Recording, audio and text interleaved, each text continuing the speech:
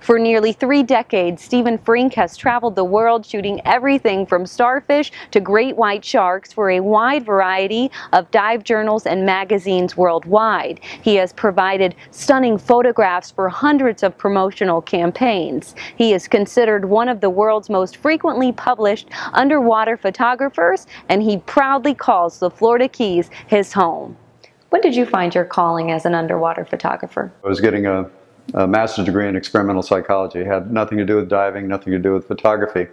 But I finished all my coursework, and I just had some spare time. I took a photo class, and it was so magic. You know, there was the whole alchemy of seeing the black and white print come up in a tray of Dectal.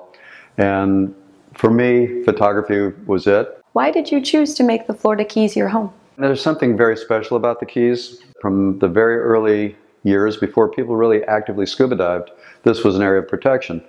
And so if you contrast the marine life here compared to almost anywhere else in this hemisphere, we have so many more fish. Biggest reward in your profession? I think the biggest reward that we get is to perhaps educate people. I do teach classes here, and I've taught them other places, but I find that this is really the best place of all the places I've ever taught. What this place has is fish that trust us, a lot of them.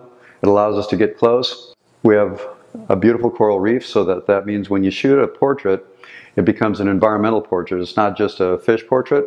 So you can teach greater compositional values to your students. It's the best underwater classroom. You know, it might be the best underwater classroom anywhere.